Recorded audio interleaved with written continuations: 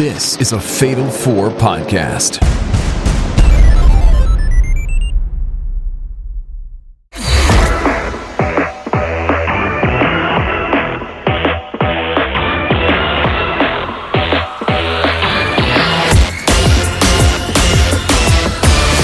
Eyes forward and prepare to shuffle those feet from side to side. It's time for Squared Circle Strafe, the premier video game podcast of the Fatal 4 podcasting network. I am your host, Pro Wrestling Noah, aka Noah Stewart, and it's time to talk about video games. Hello, everyone. How's it going? Welcome into the show. Sorry, I've been gone for a while, but now I'm back, and maybe after I put a couple more of these out, which I hope to do in quick succession.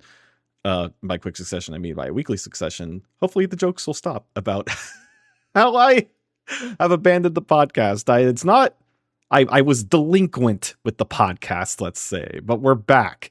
I have had a busy couple months with moving and some business trips. And hey, if you have wanted to listen to my voice outside of this, you've had the opportunity to listen to it on the You Didn't Get All of It podcast on this here Fatal 4 podcasting network. But there's not been a lot of talk about video games. So I'm here to fill that hole. The video game hole. Pro Wrestling Noah is excellent at filling the video game hole. Okay, so hey, hi everyone. You've been doing take two. All right. Hello, video games. I'm here to talk about them again. I'm in my new apartment, which is nice. Got a whole office now. I'm not recording podcasts in my kitchen next to my pantry anymore. I've got a whole room dedicated to having my computer in it and a place where I can shut the door and record a podcast without feeling especially embarrassed about shouting about video games and wrestling into a microphone on this here computer. People can only hear me doing that instead of both being able to see me and hear me, which is nice. So why don't we talk about some video games? There was some news that happened this week, not a ton, but there was a showcase, which we love to talk about a showcase. I do. I love showcases because it's a nice list of games that I get to talk about. And boy, don't you know, Pro Wrestling Noah loves a list. And that showcase this week was the Nintendo Indie World Showcase, where there wasn't a ton of new stuff that we got out of this, but we did get some stuff to talk about coming out of this. The first thing they showed off was a trailer for Mina the Hollower, which is a new game coming from the people that brought you Shovel Knight Yacht Club Games. But whereas Shovel Knight was a send-up of Mega Man type, side-scrolling action, like Mega Man meets DuckTales, I would say, is how I would describe the original Shovel Knight. We now have Mina the Hollower, which is more of a send-up of a Legend of Zelda kind of top-down dungeon exploring game. You play as a little mouse, you have a whip. It looks delightful. And it's got, the signature Yacht Club, just like pixel perfect looking aesthetic and just like really polished looking gameplay. Very excited to play this. We have a solid release date now of October 31st. Can't wait to play that. We also have a game called Well Dweller that I don't think I was familiar with before this showcase. It may have already been out there to some degree, but it's by a developer named Kyle Thompson. It appears to be, a quote unquote solo dev. And it is a very kind of like storybook looking dark fairy tale Metroidvania kind of thing. He plays a little crow with a matchstick. It looks charming. When I see it in motion, I think it might look just like a little dated with the way it's animated, we're in the middle of a huge Metroidvania craze. So if you're into Metroidvanias, like that's like your genre, you're eating good. There's a lot of options for you out there. But I feel like it is starting to get pretty crowded in that genre. So you kind of have to do something special to, stand out, especially when we have, such like huge, like very successful games in the genre, like your, Prince of Persia, The Lost Crown, and you have Silksong coming up. That's going to be a big deal, which allegedly is still coming out this year. We did not see it in this showcase, spoilers, but of course you still had everyone in the YouTube comments like, where's Silksong? But they have said that it's coming out sometime this year. We don't have a set release date, but it apparently will be out this year. Who can say if that game's ever coming out? But I guess we'll find out by the end of the year. Then we had a look at Neverway, which is a game that I'm still very excited about. I've talked about Neverway before on this podcast. It is from the pixel artist of Celeste and has a soundtrack by Disaster Piece. Very exciting, like a team of people working on this game. And it is a farming sim in a very, kind of dark Cthulhu-like world. What do you call that? Eldritch kind of world. But you get some action, some hack and slash, but you also have farming and romancing and stuff. And I'm not usually a big farming sim guy, but this looks like this could be something to kind of, what do you call it? Bridge my way into the genre. So looking forward to Neverway. Still not a solid release date on that. 2026. Kind of a soft window there. Then we had to look at a game called Herdling, which is a shepherding game. From what I can tell, basically think Journey, like Journey for the PlayStation 3, where you start from one point of a big large map and you go to the other point of the big large map, and there might be some stuff happening along the way, but it's mostly just walking from a place to another place.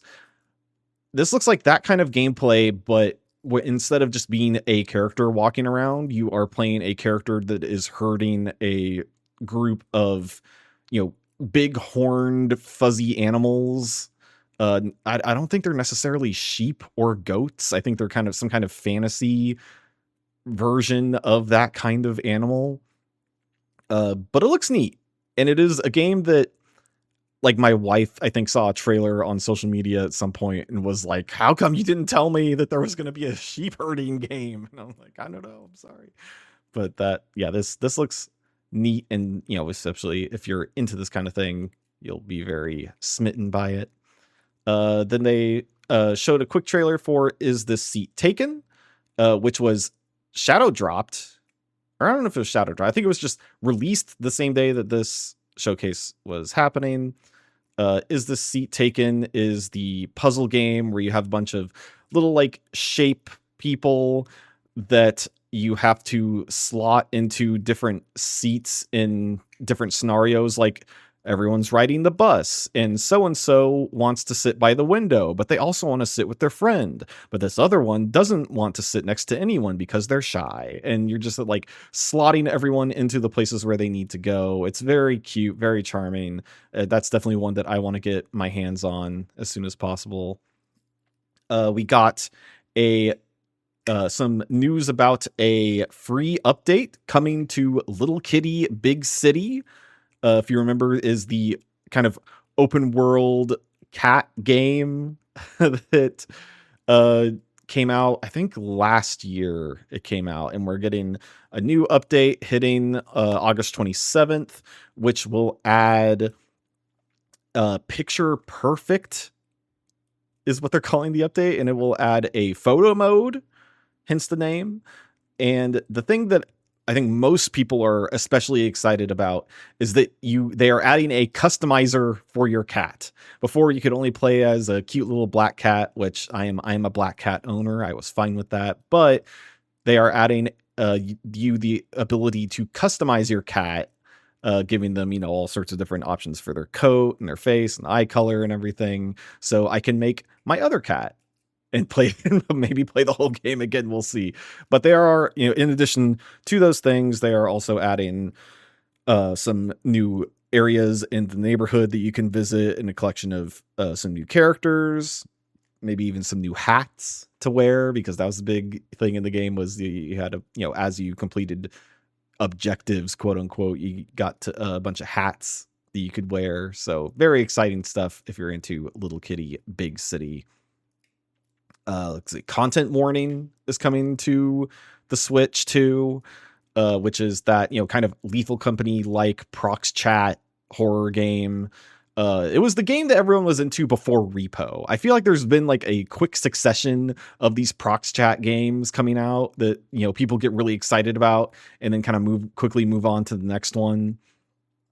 I'm sure there are, dedicated fandoms for all of these, but I think the one that people are on now, like everyone's kind of moved on from Repo and everyone's playing Peak now, which is not so much a horror game, but a mountain climbing game. I played a little bit of it with some friends. But it is fun, and I do like the way that they kind of keep you coming back to that game, is that it's the same mountain that you're trying to climb for a single day, and then after that day it builds a new mountain for you to climb. So everyone's climbing the same mountain. It's not like procedurally generated. Everyone's climbing the same mountain, or I guess it is like, in some instances it is procedurally generated, but it's the same mountain everyone online is trying to climb in the same day, and if you don't climb it by the end of the day, then it disappears and you get a new mountain to climb.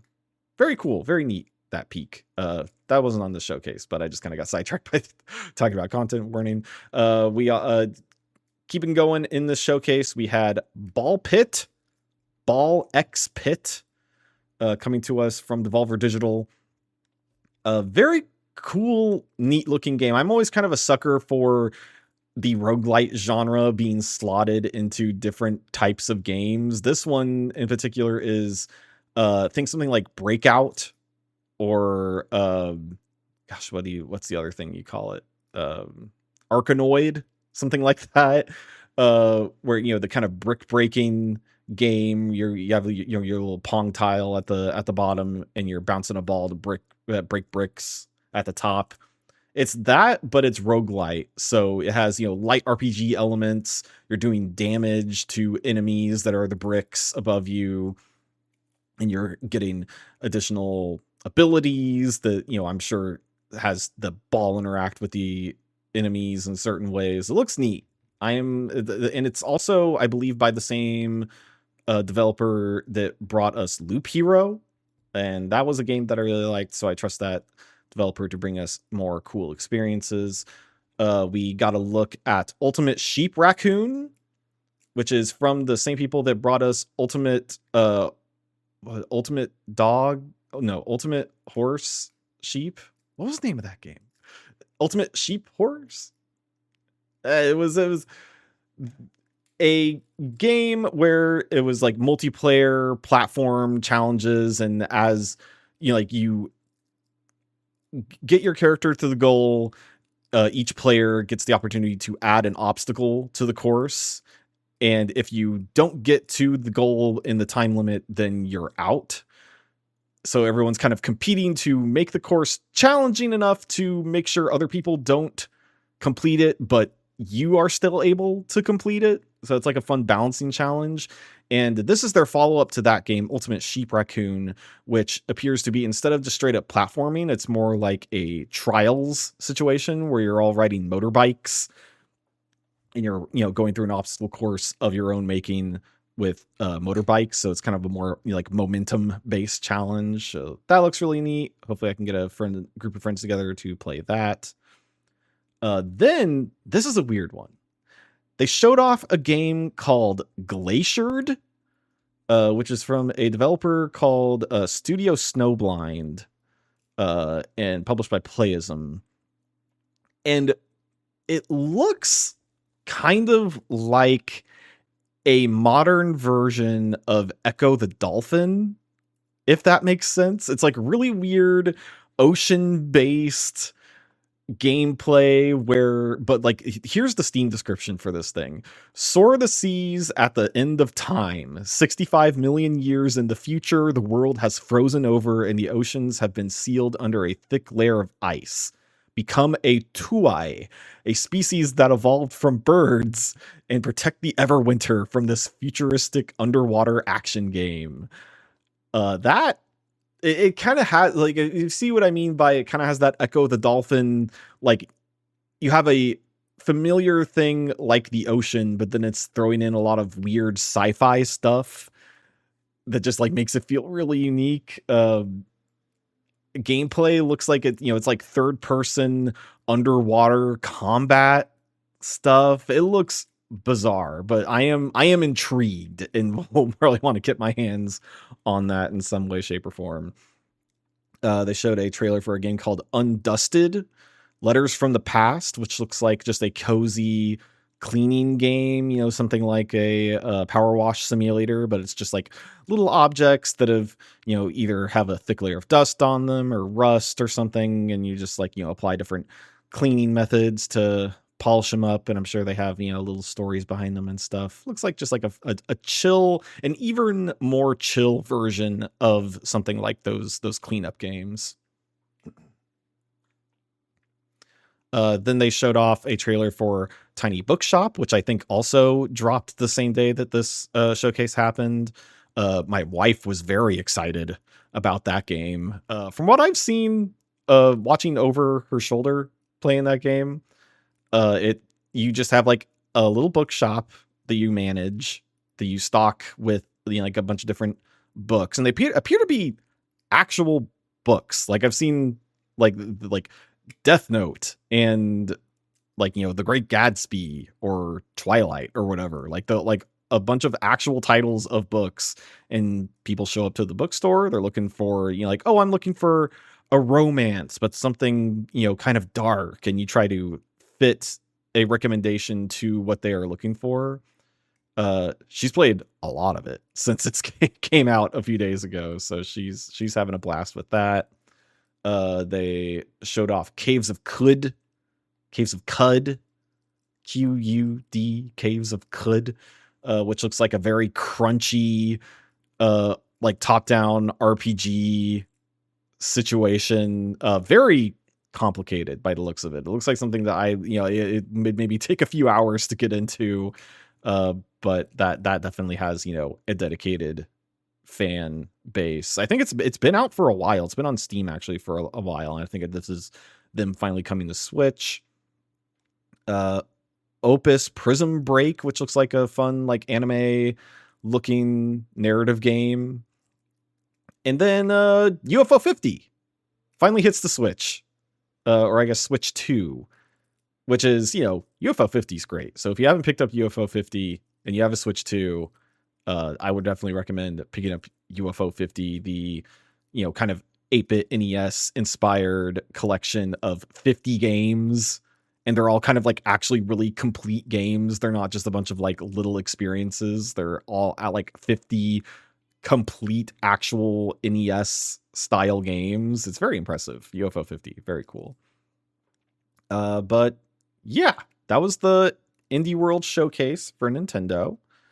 And then there was some other news that came out this week. Speaking of Nintendo adjacent things, we had there was a little thing that happened with the Pokemon TCG Pocket game. There was a controversial removal of some artwork for the Ho-Oh and Lugia cards that came out in the most recent set for that game. That people found out, or I think because the artists themselves posted that, hey, that's my art. And you didn't have permission to use that for this official release. So what's up with that? And then people got all mad about that. And Pokemon Company swiftly took that down, which resulted in a very funny, I remember seeing on TikTok, people memeing on the fact that the cards were still in the game, but they had to have the art removed. So it was literally just a JPEG of text saying like art coming soon. Just like a red background with white text. It just says art coming soon. People were making fun of that. But now they finally debuted the art, and I don't know, looks pretty good. According to people online, it looks like the backgrounds are like very similar to the old art, but it's not, exactly that. So I don't know if maybe there was like some rights clearing or whatever, but hey, the no more art coming soon. Art is here. Ho-Oh and Lugia. The Lugia looks really cool. I don't know. I haven't played too much of this TCG Pocket. Uh, and by that I mean not any at all. I have it. I had it downloaded for a while, but then I just never ended up opening it.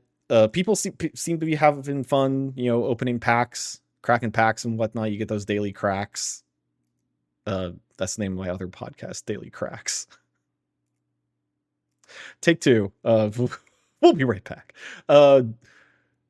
Yeah, so there was the other piece of news I wanted to talk about here was that Guitar Hero veterans form a rhythm game development studio, Red Octane Games, which is very exciting for me. It looks like people who are formerly Guitar Hero developers have formed to make a new Red Octane game studio. People who don't remember, the original Guitar Hero was developed by Neversoft with support from Red Octane, which is the people that developed the guitar controller for the PlayStation 2 and Guitar Hero.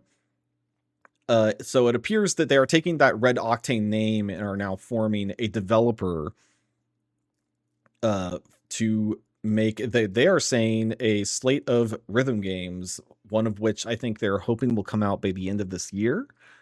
And I love rhythm games. Rhythm games are some of my favorite. Like, I will just pop into a rhythm game and end up playing like an hour more than I intended to, just because I get so swept up in like, oh, I just need to play one more song. Like, I love rhythm games. Me and Paul Griffin love, we've talked about our love of Dance Dance Revolution on podcasts on this network before. So very excited for this news. Can't wait to see what they come up with. Yeah, so that was the news of this week. Why don't we take a quick break, and when we come back, I've been playing video games but haven't been talking about it on a podcast, so why don't I tell you about what I've been playing since I've been gone. See you in a sec.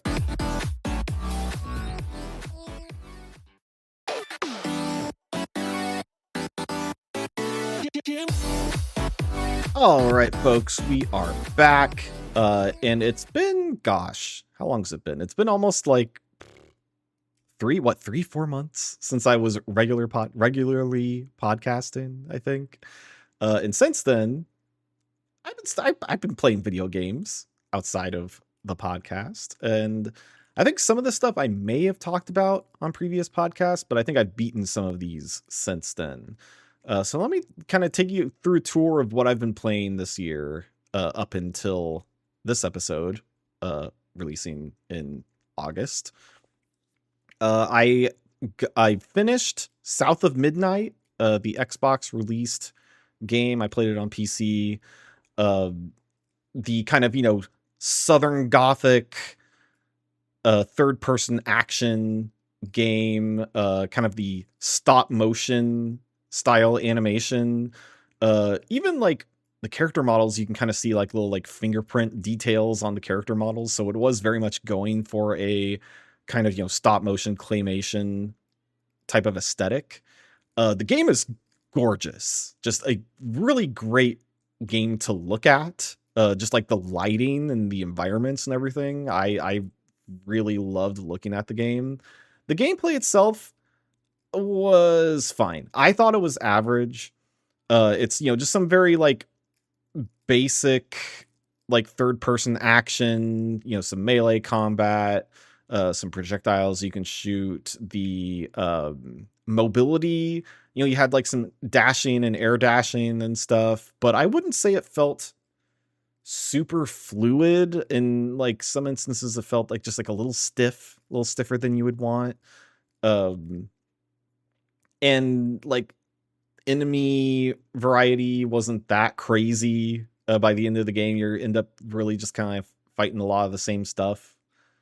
But the combat was not really what, brought me to the dance per se. It was a very heartfelt story about a girl whose mom gets swept away in a flood, and you're trying to look for her, and you have all these, kind of very folklore of the southern, gothic kind of Louisiana swamp type stuff. And the music in this game, there are instances where their like lyrics will pop up singing about the folklore that you are, attempting to either defeat or purify. Just really, really cool. Also, it came out around, I think around the same time that Sinners, the movie, came out. And both of those things mentioned haints, which is, kind of like Southern Gothic manifestations of like negative energy.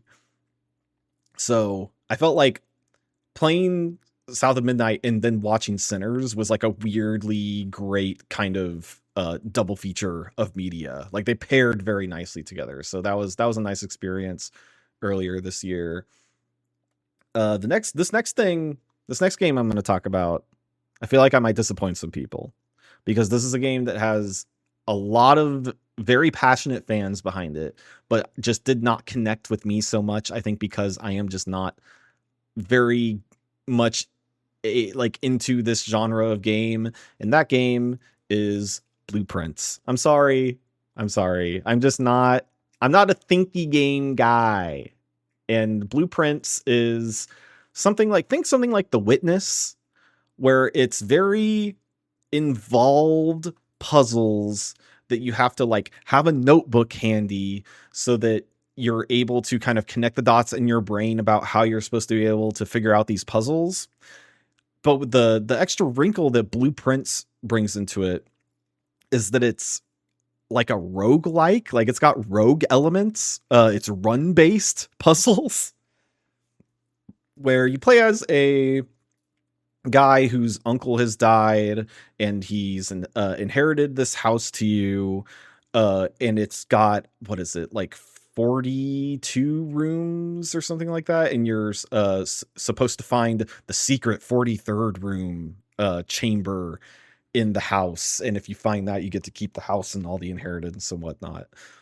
And it is, I will say, the rogue element of it definitely hooked me. That was something that made me go, oh, this is something to pay attention to. Because honestly, like the way that the house kind of gets laid out as you're playing the game, it's all tile based. So if you've played something like Betrayal on the House on the Hill, that kind of like, oh, like here's an empty, grid, and you're kind of filling in this grid with rooms that you're walking in and out of.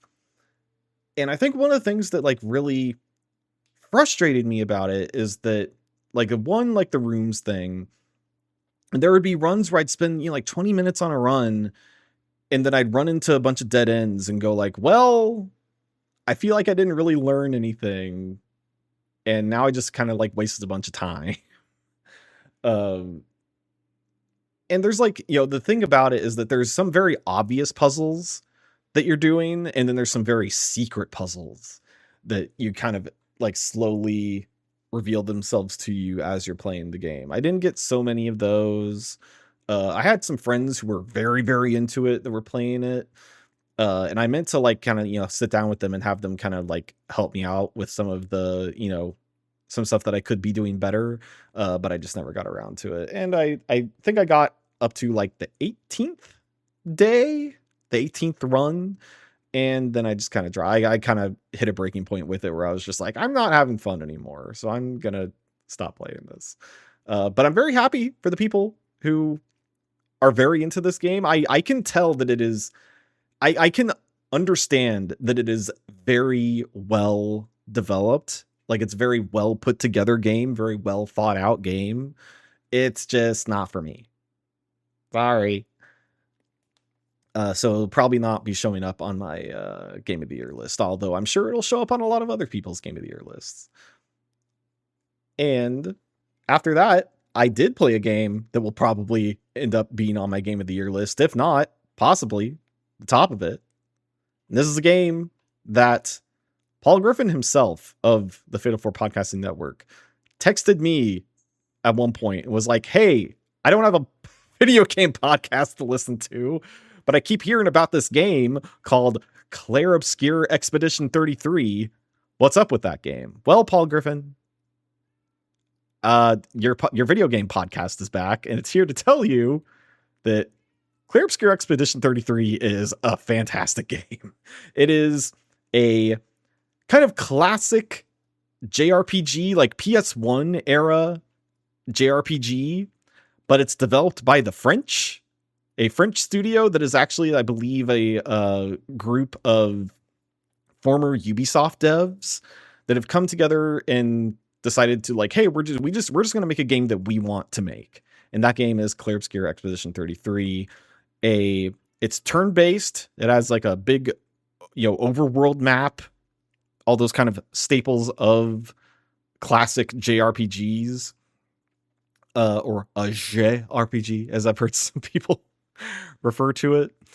And not only like in gameplay is it super great, but the story, I think, is like one of the best JRPG stories I've ever played. And one of the things that makes it so cool is that, in JRPGs, I feel like a trope often is that you are playing as teenagers trying to save the world and kill God. And like some of that stuff is in this, but instead of playing as teenagers, you are playing as mostly 30 somethings, because the kind of the hook in the story of Clair Obscur Expedition 33 is that you're playing in a world that has been kind of like mostly destroyed or distorted. And there is a big tower in the distance, or like a big obelisk. And on that obelisk is a number that has been painted on by a being named the Paintress, who, when whatever number she paints on there, anyone who is below the age of that, anyone who is older than the age of that number, just kind of like poofs out. They call it the gourmage. They just kind of like dissolve into dust and flowers. So we are living in a world where, and it like the number's kind of ticking down. So we have now reached, we have gone from 34 to 33. So anyone older than 33 is kind of poofing out of existence. And in the meantime, this has been apparently happening for like the number started at 100. So this has been happening for like, 70 something years or 60 something years. And they have been sending out expeditions every year to try and find the Paintress and defeat her, to stop this gourmage from happening. And you are of Expedition 33, with a bunch of 33 or younger like group of soldiers, quote unquote. And the group starts large and gets a lot smaller pretty quickly. Spoilers. So you have like a party of, I would say like the biggest the party gets is like, 6 or 7 characters, I believe. But yeah, very, very good kind of hook to get you into the story, into the gameplay. And it's, all turn-based gameplay. It's kind of got that Mario RPG thing of having active turn-based combat, where you are selecting attacks or spells or whatever out of a menu, and then you're given timed button prompts to get better damage, or like a better like spread of whatever attack you're doing or whatever. And then I think where the most meat out of this battle system actually comes from defense, because you are able to kind of like in Mario RPGs or RPGs like that, if you time a button at the same time that you are attacked by the enemy, you can either dodge out of the way, which completely reduces any damage that you take, or you can parry, which is the big thing here, is that you can parry and then counterattack the enemy, completely absorbing whatever damage that they do and sending it back at them.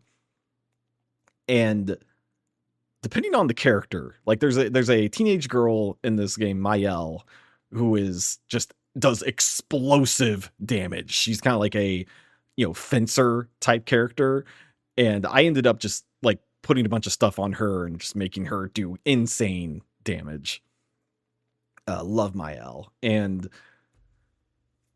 that is, I think, like, depending on how you are with parrying, your mileage may vary with that. It does have adjustable difficulty levels, so you can kind of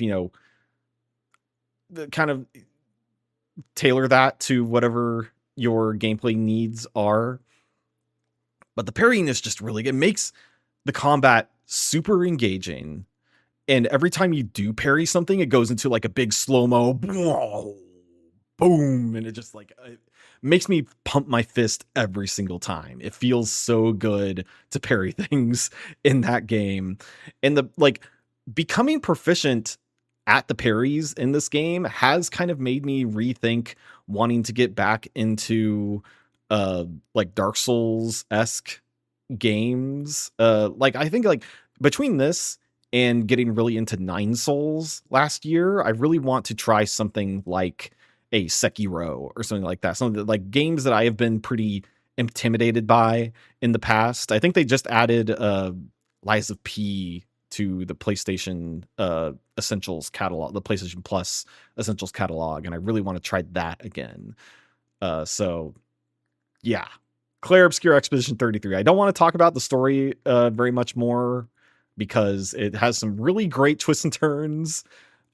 Just excellent game. I cannot stress enough how excellent Claire Obscure 33 is. I would say if you are going to play it, if you haven't played it yet, I would recommend. I know a complaint from some people is that some of the in-game stuff, there are some enemies in the open world that you will run into that you just get absolutely destroyed by in the early game, that you can, if you level up enough, you can kind of go back and take them on. But a lot of those guys end up being a lot stronger than the actual final boss of the game. So I've heard a lot of stories of people kind of building themselves up to take on the optional bosses in the open world and then going to finish the game and like two-shotting the final boss, which, is not the most fun thing that you could do with the end of a game like that. So I actually kind of leveled up to a point where I think it was like somewhere between like 50 and 60. And then you can take on the final boss and have a nice challenging time and then go back and, do the rest of the optional stuff. I would say that's maybe the most optimal way to enjoy the game. But yeah, Claire Obscure Expedition 33. If you have not played it, definitely play it. And if you have played it, it's one of the best games of the year, without a doubt. Then after that, I played I played a game called Shotgun Cop Man, which I think I may have talked about a little bit on this podcast before, but it's a super solid action platform, side-scrolling game.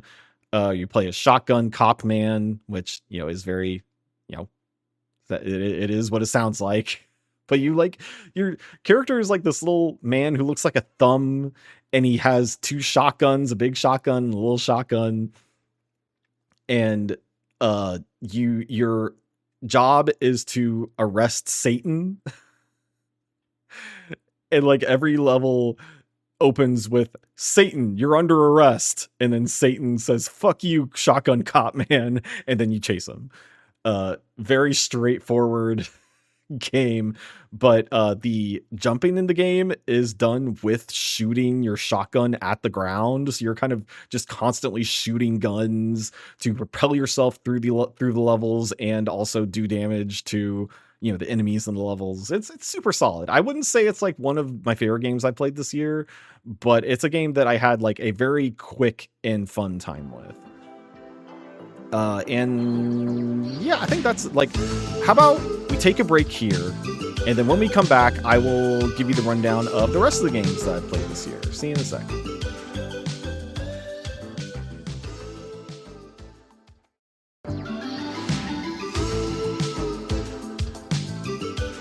All right, we're back, folks. Let's talk about the rest of the video games I've been playing this year. I played through the latest Doom release, Doom: The Dark Ages, which I've seen some mixed reviews on. I think generally positive, and some of the more negative opinions are just it's okay. And I'd say I land somewhere in the middle of that. It's Year of the Parry, folks. I've seen even some people start to talk about games with parrying in them being parry slop. I wouldn't go that far, but it seems to be popping up in a lot of games. They decided to add it to the latest release of Doom. Sorry, my cat is meowing in the background, so if you hear a cat, that's just Napoleon over there in the corner. But Doom: The Dark Ages. So they added a parry to the game. They gave the Doom guy, the Doom Slayer, a shield and melee weapons and like a arsenal of melee weapons, in addition to the usual, super shotgun and plasma rifle and stuff like that. And the window on the parry, even at like standard difficulty, is very wide window for that parry. So if you see the oncoming attacks will be highlighted in green. They'll let you know like this one is parryable. And if you just kind of slam on the defense button, just like a second before that pops up, or before that projectile hits you, you'll parry it, and it'll do the slow motion and send stuff back at enemies and whatnot. But it's very satisfying when it happens. Doing slowdown for a parry will always make me excited. But like the gunplay is kind of what you would expect from Doom. Very active, like making sure that you're taking enemies down to a point where they're kind of getting to that executable stage, and you go and do the glory kills and get a bunch of resources out of them. So it's making sure that you are kind of staying in the fight. And I believe like the way that they've described Doom: The Dark Ages as opposed to something like Doom Eternal was like Doom Eternal, you were like kind of constantly flying around, like very aerial, kind of agile combat, the way that the Doom Slayer moved. But in this one, you're like a boots on the ground kind of tank type Doom guy. So you're kind of, I think they call it stand your ground combat. So it's less about evading and more about doing parries and having weapons that just like mow down large groups of dudes. Especially there's a gun that I think is the coolest gun in the game is I think it's called like the Bone Grinder, where you just insert skulls of fallen enemies into it and spit out bone shards in like either very wide or very narrow bursts to shred enemies that way. It's really good for crowd control. The only thing I would say that like really kind of like I would a negative on the game is that they kind of opened up the levels in this game. They're way less linear than they have been in the past. They kind of have these like open area levels where you can kind of, like take objectives on as you wish. And then there's also a bunch of like kind of secrets hidden throughout the open areas, which, it's fun to go like find those secrets and stuff. But I feel like as far as like momentum of gameplay, like pacing, it just kind of dragged the whole game down just a little bit more than I was hoping. And then also on top of that, the story is just like very like I feel like in the past, like the story has been there in Doom games, but especially in the first Doom 2016, this like new batch of Dooms, like the story was happening, but the Doom Slayer was actively like, fuck this. Like, I don't care about the story, Mr. Dr. Samuel Hayden. I don't really care what you're doing. I just know that you're in league with the demons, so I'm gonna kill you. Like literally punching the story out of the way to get to more demon killing.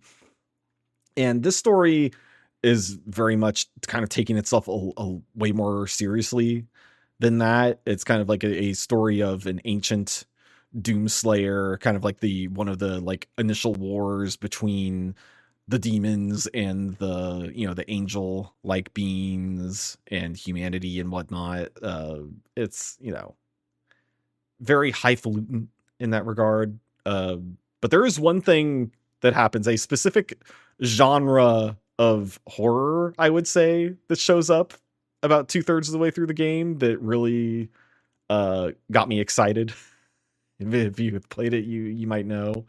But other than that, Doom Dark Ages, I would say, like, it might make it onto my top 10, but I don't think it's gonna necessarily make it into like the top 5. I would say I liked it a lot, but I'm not like over the moon by it by any means.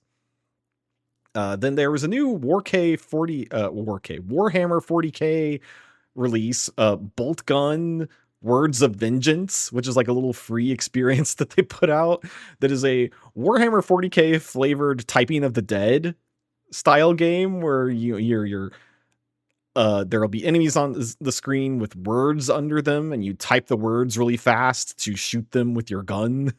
Just a fun little experience, I think, that they put out when they had like a Warhammer kind of showcase that they were like, talking about a bunch of new games in the Warhammer catalog that they're working on. And that was just like a little fun free experience that I thought was worth shouting out because I did have like a decent amount of fun with it. Then I played Creepy Redneck Dinosaur Mansion 3.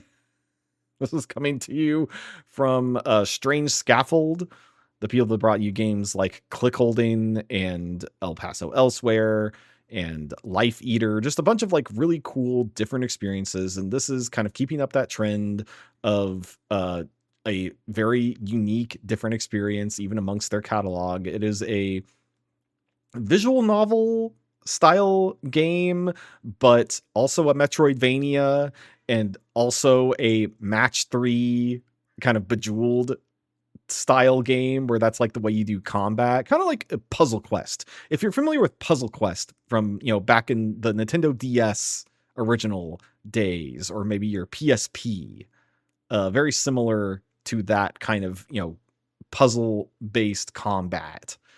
And then also the overall narrative itself is about how hard it is to make video games, because if you haven't guessed, Creepy Redneck Dinosaur Mansion 3, this is not actually the third game in the franchise. This is the only Creepy Redneck Dinosaur Mansion.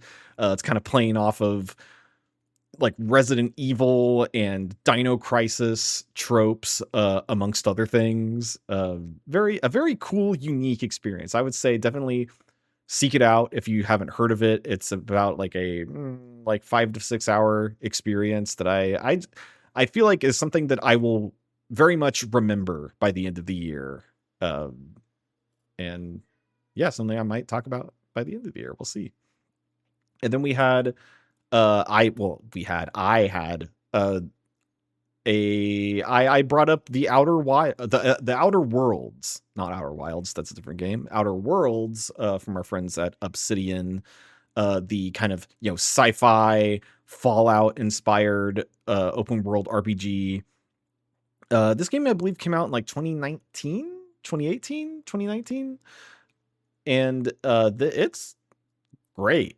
I had a great time with it because I played Avowed earlier in the year, which was the Obsidian open world RPG that came out at the beginning of this year.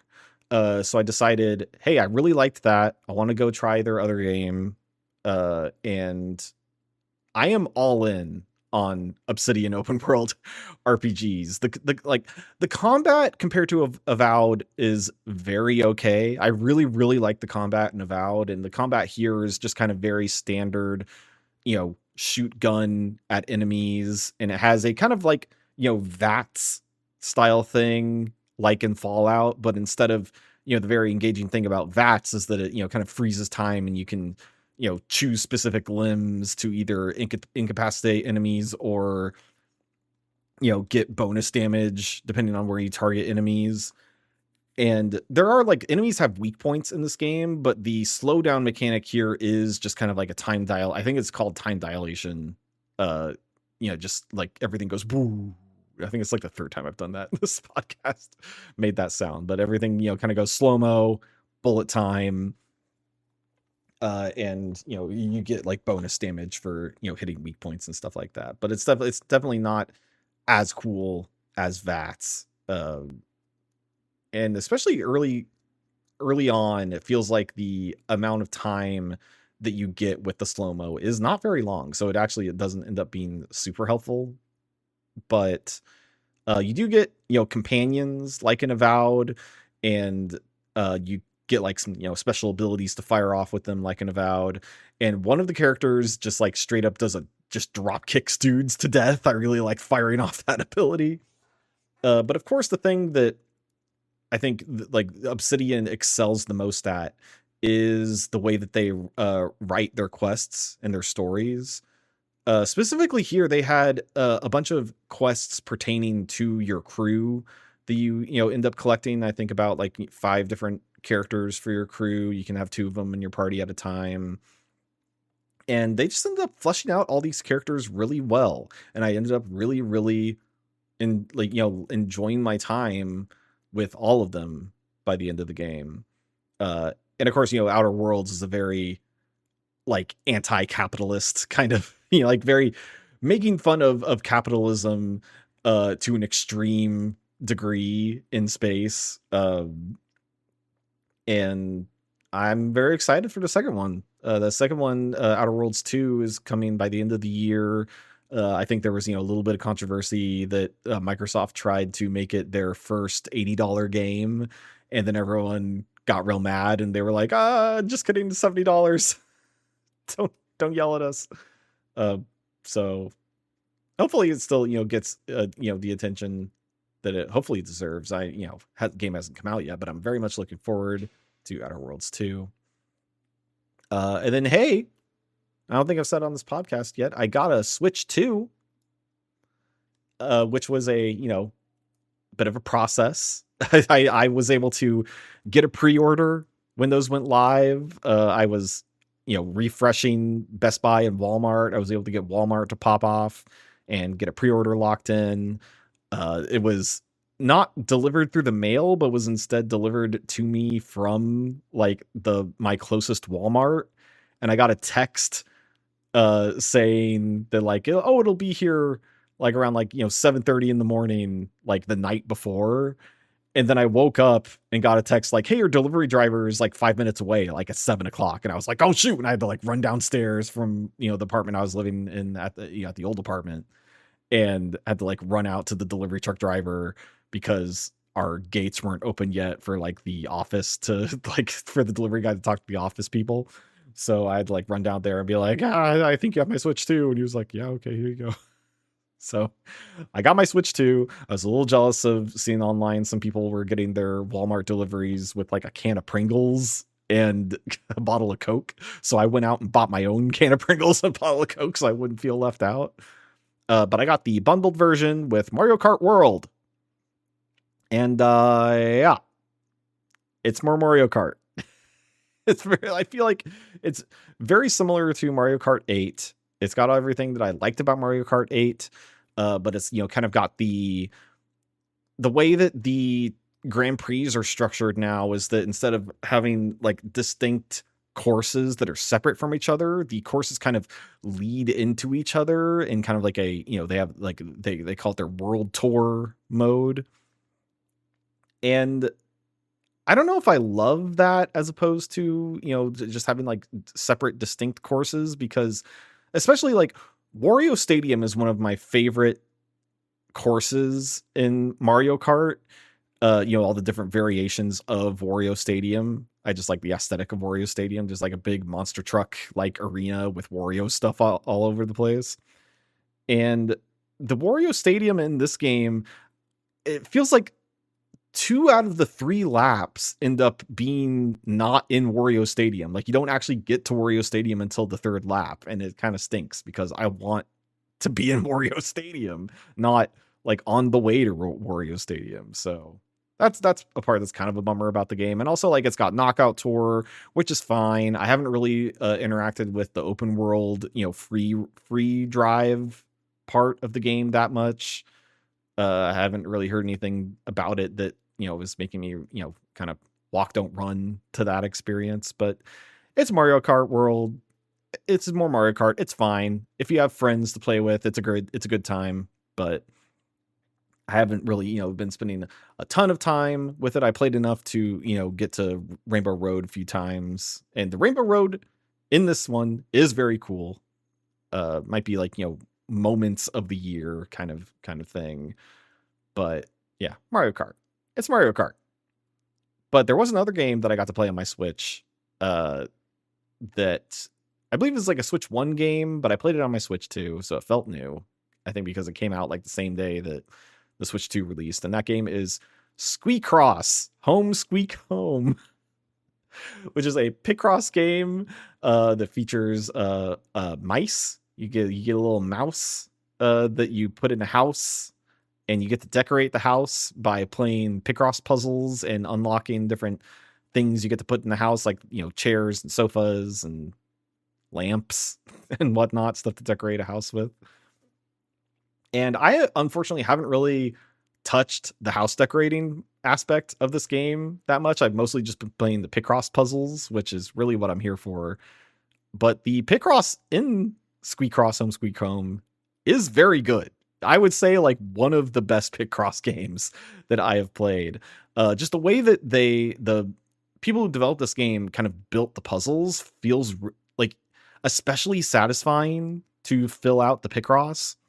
And then usually like the games that are put up by Jupiter, who are kind of, like the Picross people for the Switch, they have, variations like multiples of the 5x5 grid, like 5x5, 10x10, etc., etc. But in Squeakross, they kind of deviated outside of that, and you have like 8x8 grids or like 16x16 grids, just like some weird different like numeral values of puzzle grids that make it especially like, oh, I've never done this before. So yeah, Squeakross. You fill in the squares with cheese. It's fun. I don't know if you're a Picross sicko like I am, you owe it to yourself to play Squeakross Home Squeak Home. And then that kind of catches us up to what I've been playing lately, which is a hot new release, Ninja Gaiden Ragebound. I'm currently playing through. I think I'm like 2/3 of the way through it now. Very well playing 2D action platformer. Kind of the classic Ninja Gaiden experience. But you have like some new powers and stuff. You are story conceit. You are possessed by a ninja, spider clan ninja, which gives you like access to some extra abilities like kunai throwing and like a special sub weapon that you can swap out in between levels. Very, very tightly playing 2D action game.